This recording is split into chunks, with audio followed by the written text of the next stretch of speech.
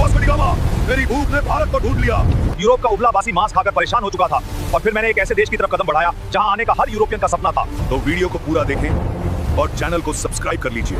कल्पना कीजिए 15वीं शताब्दी के यूरोप की बर्फ से ढकी सर्द रातें, कड़कड़ाती ठंड और खाने की मेज पर रखा हुआ बेस्वाद उबला हुआ या नमक में लपेटा हुआ सूखा मांस। उस दौर में यूरोप के पास न तो आज जैसी सुख सुविधाएं थीं और न ही खाने में कोई स्वाद। उन्हें अपने मांस को लंबे समय तक सुरक्षित रखने और उसमें जान डालने के लिए एक जादुई जड़ी बूटी की सख्त जरूरत थी और वह जादू था मसाला, काली मिर्च, लौंग, दालचीनी और इलायची। लेकिन दिक्कत यह थी कि ये मसाले उनके यहाँ नहीं उगते थे। ये आते थे एक रहस्यमयी, दूरस्थ और परिकठाओं जैसे देश से, जिसे दुनिया भारत कहती थी। भारत उस समय दुनिया का वो खास स्थान था जहाँ हर कोई जाना चाहता था, लेकिन किसी के पास वहाँ का सीधा रास्ता या नक्शा नहीं था। सदियों से अरब के व्यापारियों ने इस रास्ते पर अपना दबदबा बना रखा था। वे भारत से सस्ते दाम में मसाले खरीदते और रेगिस्तानी रास्तों से होते हुए यूरोप के बाजारों में उसे सोने के भाव बेचते थे। अरब के व्यापारी यूरोपियनों के लिए वो सख्त कर वसूलने वाले बन गए थे, जो कहते थे या तो हमारी मुंह मांगी कीमत दो या फिर अपना वो फीका और सड़ता हुआ मांस खाते रहो। यूरोप के राजा इस बात से बौखलाए हुए थे, खासकर स्पेन और पुर्तगाल के शासक। उनकी रातों की नींद उड़ चुकी थी। उन्हें भारत चाहिए था, लेकिन जमीन के रास्ते से जाना मुमकिन नहीं था, क्योंकि बीच में उस्मानिया साम्राज्य जैसी विशाल दीवार खड़ी थी। तब पुर्तगाल और स्पेन के राजाओं ने अपनी अपनी दूरबीनें उठाई और समंदर की उठती हुई खूंखार लहरों की तरफ देखा। उन्होंने तय किया कि जमीन का रास्ता बंद है तो क्या हुआ, हम पानी का सीना चीरकर भारत का दरवाजा ढूंढ निकालेंगे। यह कोई साधारण फैसला नहीं था। आज के समय में बिना दिशा सूचक यंत्र के अनजान शहर में जाना मुश्किल होता है। जरा सोचिए, उस दौर में जब लोगों का मानना था कि दुनिया चपटी है, नाविकों में खौफ था कि अगर वे समंदर में बहुत दूर गए तो दुनिया के किनारे से नीचे एक अनंत खाई में गिर जाएंगे या उन्हें विशाल समुद्री राक्षस निगल लेंगे। समंदर उस समय एक ऐसा क्रूर हत्यारा था जो बिना चेतावनी दिए इंसान को लील जाता था। इन्हीं डरे हुए लेकिन लालची माहौल में पुर्तगाल से एक आदमी निकला जिसका नाम था बार्थोलोम्यू डियाज। उसने कहा, महाराज मैं खोजूंगा भारत। वो अपनी नाव लेकर अफ्रीका के तटों के किनारे किनारे नीचे की तरफ गया, लेकिन जैसे ही वो अफ्रीका के सबसे निचले हिस्से पर पहुंचा, समंदर ने अपना असली खौफनाक रूप दिखा दिया। लहरें पहाड़ों जितनी ऊंची उठ रही थीं, हवाएं जहाज के चीथड़े उड़ाने पर आमादा थीं। डियाज की हालत खराब हो गई। उसने हाथ जोड़ लिए और कहा, भाई मुझे नहीं चाहिए भारत, मेरी जान ज्यादा कीमती है। उसने उस जगह का नाम रखा तूफानों का अंतरीप और अपनी नाव उल्टी घुमाकर वापस पुर्तगाल भाग गया। पुर्तगाल के राजा मैनुअल प्रथम के सीने में अभी भी मसालों की आग जल रही थी। बार्थोलोम्यू डियाज के वापस लौटने के 10 साल बाद पुर्तगाल के दरबार में एक ऐसे आदमी को बुलाया गया जिसकी आंखों में समंदर का खौफ नहीं बल्कि उसे जीतने की जिद थी। एक ऐसा जिद्दी और सन की नाविक जो मौत के मुंह में हाथ डालने का शौक रखता था। उसका नाम था वास्को डी गामा। राजा ने वास्को डी गामा की आंखों में आंखें डालकर पूछा, क्या तुम वो कर सकते हो जो डियाज नहीं कर पाया? क्या तुम समंदर के उस शैतानी दरवाजे को तोड़कर मेरे लिए भारत ला सकते हो? वास्को डी गामा ने थोड़ा मुस्कुराते हुए अपनी तलवार पर हाथ रखा और कहा, अगर समंदर ने मुझे नहीं निगला तो मैं आपके कदमों में पूरी दुनिया का व्यापार लाकर रख दूंगा। और यहीं से शुरू होने वाली थी इतिहास की सबसे खौफनाक, सबसे रोमांचक और दुनिया का नक्शा हमेशा के लिए बदल देने वाली समुद्री यात्रा। 8 जुलाई 1497 का वो मनहूस लगने वाला दिन। पुर्तगाल का लिस्बन बंदरगाह किसी शानदार जश्न का नहीं बल्कि एक खौफनाक मातम का गवाह बन रहा था। किनारे पर खड़ी हजारों की भीड़ ऐसे छाती पीट पीट कर रो रही थी जैसे वास्को डी गामा और उसके नाविकों को किसी समुद्री यात्रा पर नहीं बल्कि सीधे यमराज के पास एक तरफा टिकट देकर भेजा जा रहा हो। जैसे ही लिस्बन का तट आंखों से ओझल हुआ और जहाज खुले अटलांटिक महासागर में पहुंचे, समंदर ने अपना असली खूंखार रूप दिखाना शुरू कर दिया। न कोई दिशा सूचक यंत्र, न कोई मौसम विभाग की चेतावनी और न ही कोई दिशा बताने वाला यंत्र जो पूरी तरह सटीक हो। सिर्फ आसमान के तारे और भगवान के भरोसे ये मुसाफिर एक ऐसी दुनिया की तरफ बढ़ रहे थे जिसका नक्शा आज तक किसी इंसान ने नहीं बनाया था। कुछ हफ्तों तक तो सब ठीक रहा, हवाएं मेहरबान रहीं, लेकिन फिर अटलांटिक महासागर का मिजाज खराब हो गया। लहरें इतनी ऊंची उठने लगीं जैसे 10 मंजिला पानी की इमारत टूटकर सीधे जहाजों पर गिर रही हो। आसमान में बिजलियां ऐसे कड़क रही थीं मानो ऊपर कोई महायुद्ध चल रहा हो। तूफानी हवाओं ने जहाजों के पालों को फाड़कर चीथड़े कर दिया। लकड़ी के जहाज ऐसे चरमरा रहे थे जैसे कोई अदृश्य दैत्य उनकी हड्डियां चबा रहा हो। निचले हिस्से में नाविकों की हालत देखकर तरस आता था। दिन रात के हिचकोलों से उल्टियां करते करते उनकी आंतें बाहर आ रही थीं। हर कोई माथा पकड़कर रो रहा था, भाई किस पागल के चक्कर में पड़ गए, शांति से पुर्तगाल में बैठकर सूखी रोटी खा लेते। ये भारत के मसालों के चक्कर में अब समंदर की मछलियों का चारा बनेंगे। तूफान तो जैसे तैसे पार हो गया, लेकिन फिर एक और खामोश, अदृश्य और खूंखार दुश्मन ने उन पर हमला कर दिया। शरीर भिलाने वाली बीमारी, महीनों से ताजा खाना, फल और जीवन देने वाले तत्व न मिलने के कारण नाविकों के मसूड़ों से खून बहने लगा। उनके दांत सड़कर टूट टूट कर हाथों में आने लगे। शरीर पर बड़े बड़े छाले पड़ गए और भयानक बदबू उठने लगी। जहाज का निचला हिस्सा एक तैरते हुए अस्पताल और मुर्दा घर में तब्दील हो गया था। रोज किसी न किसी नाविक की लाश को एक भारी पत्थर बांधकर समंदर में फेंका जा रहा था। बचे हुए नाविकों का सब्र अब पूरी तरह जवाब दे चुका था। उन्होंने वास्को डी गामा के सामने बगावत कर दी। वो घुटनों के बल गिरकर गिड़गिड़ाने लगे, कप्तान हमें माफ करो, वापस चलो, हमें नहीं चाहिए कोई भारत, हमें नहीं चाहिए कोई सोने की चिड़िया या मसाले, हमें बस जिंदा अपने घर जाना है। लेकिन वास्को डी गामा कोई आम इंसान थोड़ी था। वो एक नंबर का जिद्दी, कठोर और सनकी आदमी था। उसने अपनी तलवार निकाली और एक ऐसा काम किया जिसे देखकर नाविकों की हालत खराब हो गई होगी। उसने दिशा बताने वाले सारे उपकरण समंदर में फेंक दिए और चीख कर बोला, सुन लो कान खोलकर, अब हमारे पास लौटने का कोई रास्ता नहीं बचा है। या तो हम भारत पहुंचेंगे या फिर ये समंदर ही हमारी सामूहिक कब्र बनेगा। अगर किसी ने वापस जाने की बात की तो समंदर बाद में मारेगा, मैं उसे पहले अपने हाथों से काट डालूंगा। उस आदमी के इस पागलपन और खौफनाक जुनून के आगे शायद मौत को भी पसीना आ गया होगा। और तभी वो सबसे खौफनाक घड़ी आ गई। वे अफ्रीका के उस सबसे निचले सिरे पर पहुंच गए थे जहां 10 साल पहले बार्थोलोम्यू डियाज ने अपनी हार मान ली थी। वो जगह थी तूफानों का अंतरीप। आसमान दिन में ही स्याह काला हो गया। ऐसा लग रहा था मानो समंदर और आसमान ने मिलकर इन जहाजों को पीसने की कसम खा ली हो। लहरें इतनी विशाल थीं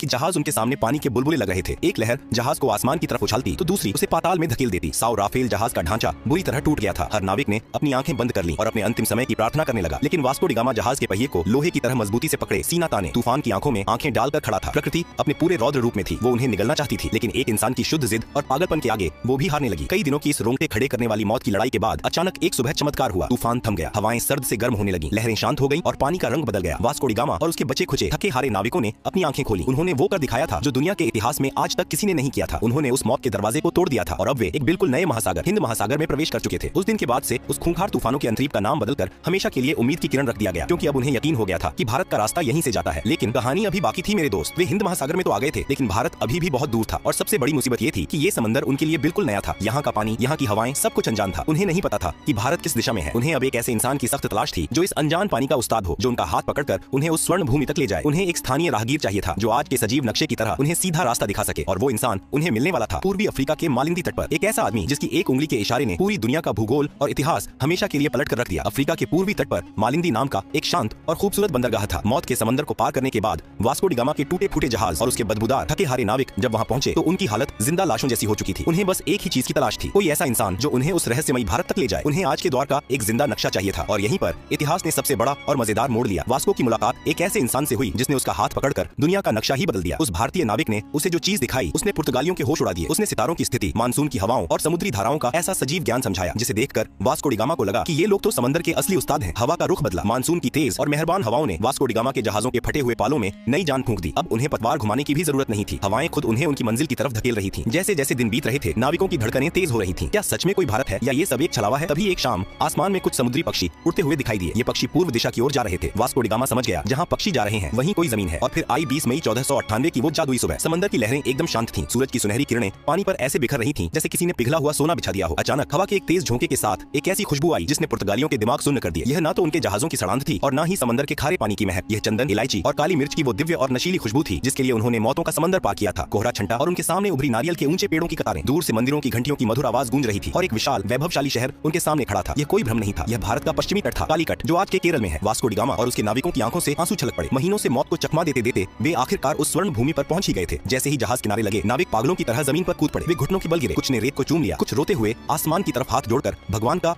शुक्रिया अदा करने लगे। यह सिर्फ एक समुद्री यात्रा की जीत नहीं थी, यह यूरोप के उस खौफ पर जीत थी जो उन्हें सदियों से डराता आ रहा था। लेकिन जब वास्को डी गामा ने कालीकट के बाजार में कदम रखा तो उसके होश फाख्ता हो गए। उसने सोचा था कि वो किसी पिछड़ी हुई जगह पर जा रहा है, लेकिन कालीकट तो उस समय का महान नगर या स्वर्ण नगरी लग रहा था। बंदरगाह पर दर्जनों देशों के व्यापारी मौजूद थे। सोने की तरह चमकते मसाले बोरियों में ऐसे खुले पड़े थे जैसे उनके यहाँ मिट्टी पड़ी होती है। रेशम के कपड़े, बेशकीमती रत्न और मसालों के पहाड़ देखकर वास्को डी गामा को समझ आ गया कि जिस भारत को वो खोजने का घमंड कर रहा था, वो भारत तो पहले से ही दुनिया के व्यापार का सरताज बना बैठा था। फिर बारी आई वहाँ के राजा से मुलाकात की। केरल के उस बेहद शक्तिशाली राजा का नाम था जामोरिन। जरा इस अजीबोगरीब सांस्कृतिक टकराव की कल्पना कीजिए। राजा जामोरिन अपने भव्य दरबार में एक ऊंचे सोने के सिंहासन पर बैठे थे। उनका पूरा शरीर बेशकीमती गहनों, सोने की मोटी जंजीरों और हीरों से लदा हुआ था और उनके सामने खड़ा था वास्को डी गामा, जिसने महीनों से ठीक से नहाया नहीं था, जिसके कपड़े फटे पुराने और अजीबोगरीब थे। वास्को डी गामा ने थोड़ा अकड़ते हुए राजा को अपना उपहार पेश किया। अब सोचिए वो पुर्तगाल से क्या लाया था। कुछ सस्ती लकड़ियां, कुछ ऊनी टोपियां, पीतल के बर्तन और शहद। ये देखकर राजा जामोरिन के दरबारियों को जोर की हंसी आ गई। उन्होंने सोचा, अरे भिखारी, ये क्या कबाड़ उठा लाए हो? हमारे यहाँ के नौकर भी इससे महंगा सामान पहनते हैं। लेकिन राजा जामोरिन बहुत ही शांत और समझदार थे। उन्होंने भारतीय संस्कृति का पालन करते हुए इस विदेशी मेहमान का स्वागत किया और उसे अपने राज्य में व्यापार करने की अनुमति दे दी। वास्को डी गामा को अभी भी यकीन नहीं हो रहा था। जिस चीज के लिए यूरोप वाले सालों से तरस रहे थे, वो भारत ने उन्हें बिना किसी लड़ाई के ऐसे ही दे दी। लेकिन वास्को की आंखों में अब एक अलग ही चमक आ चुकी थी। वह सिर्फ व्यापार करने नहीं आया था, उसने कालीकट की अपार संपत्ति देख ली थी और उसके लालची दिमाग में अब एक ऐसा शैतानी महायोजना पक रही थी जो अगले कुछ दशकों में पूरी दुनिया का इतिहास खून से लिखने वाला था। वास्को डी गामा ने कालीकट में कुछ महीने बिताए और वहाँ का चप्पा चप्पा छान मारा। उसने देखा कि यहाँ का माल तो एकदम सबसे उत्तम है। उसने अपनी बची खुची कौड़ियों और पैसों से अपने जहाजों को मसालों से ऐसे भर लिया जैसे कोई इंसान किसी मुफ्त की दावत में अपनी प्लेट में खाना ठूंसता है। काली मिर्च, लौंग, दालचीनी, जहाजों की लकड़ी तक मसालों की महक से सराबोर हो गई थी। एक भारतीय जहाज भी उसने अपने साथ ले लिया ताकि माल ज्यादा ले जाया जा सके। अब बारी थी वापसी की। वापसी का सफर भी कम खौफनाक नहीं था। बीमारियां और तूफान फिर से नाविकों पर टूट पड़े, लेकिन इस बार उनके पास एक उम्मीद थी। उनके जहाजों के निचले हिस्से में करोड़ों का खजाना भरा हुआ था। जब वास्को डी गामा का बचा खुचा बेड़ा पुर्तगाल के लिस्बन बंदरगाह पर वापस लौटा तो वहाँ का नजारा देखने लायक था। जो लोग उसे रोते हुए यमराज के पास विदा कर रहे थे, वो अब उसकी आरती उतारने को तैयार खड़े थे। राजा मैनुअल प्रथम तो खुशी से नाचने लगा, लेकिन असली भूचाल तब आया जब वास्को ने अपना माल पुर्तगाल के बाजार में उतारा। इतिहास का सबसे बड़ा खजाना हाथ लग चुका था। इस समुद्री यात्रा का सारा खर्च, नाविकों का वेतन, टूटे जहाजों का भारी नुकसान, ये सब कुछ काटने के बाद भी उस एक खेप से वास्को डी गामा को पूरे 64 गुना का शुद्ध मुनाफा हुआ। जरा सोचिए, आज के जमाने में लोग व्यापार में थोड़े से मुनाफे के लिए पागल हो जाते हैं और इस आदमी ने एक ही बार में इतना बम्पर मुनाफा मार दिया था। अब तो पुर्तगाल के मजे आ गए, लेकिन ये खबर छुपने वाली थोड़ी थी। पूरे यूरोप में हल्ला मच गया। अरे भारत मिल गया रे, मसालों का कुबेर का खजाना मिल गया। स्पेन, फ्रांस, हॉलैंड और ब्रिटेन, सबके राजाओं की रातों की नींद उड़ गई। पूरे यूरोप में आग लग गई कि ये कंगाल पुर्तगाल वाला रातों रात इतना अमीर कैसे हो गया। जब वो जा सकता है तो हम क्यों नहीं। देखते ही देखते यूरोप के हर देश ने अपने अपने जहाज समंदर में उतार दिए। समंदर में जैसे भीड़ लग गई, सब एक ही रट लगाए हुए थे, चलो भारत चलो भारत। लेकिन यहीं से इस कहानी का सबसे सबसे स्याह, सबसे खौफनाक और दर्दनाक अध्याय शुरू होता है। वास्को डी गामा ने जिस समुद्री दरवाजे को खोला था वह असल में आफत का पिटारा था। यह सिर्फ व्यापार का एक नया रास्ता नहीं था, यह यूरोप के खूनी लालच, क्रूरता और साम्राज्यवाद का एक सीधा निमंत्रण था। जिन पुर्तगालियों का राजा जामोरिन ने भारतीय परंपरा के अनुसार अतिथि मानकर स्वागत किया था, उन्होंने व्यापारिक चौकियों को किलों में बदलना शुरू कर दिया। उन्होंने तोपें तान दी और समंदर पर दादागिरी शुरू कर दी। उनके पीछे पीछे डच आए, फिर फ्रांसीसी अपनी नौसेना लेकर आ धमके और अंत में आया इतिहास का सबसे शातिर, सबसे खतरनाक सफेद पोश भेड़िया, अंग्रेजों की व्यापारिक कंपनी। इन यूरोपीय ताकतों को अब सिर्फ मसाले नहीं चाहिए थे, उनकी नजर अब पूरी सोने की चिड़िया पर थी। उन्होंने भारत की रियासतों को आपस में लड़ाना शुरू कर दिया। भारत का वो शांत और वैभवशाली तट जो कभी सिर्फ रेशम, मसालों और संस्कृति के आदान प्रदान का वैश्विक केंद्र था, अब बारूद की गंध, तोपों की गूंज और कूटनीति के गंदे खेल से दहलने लगा। जिस देश ने अपनी महान उदारता के चलते एक फटेहाल,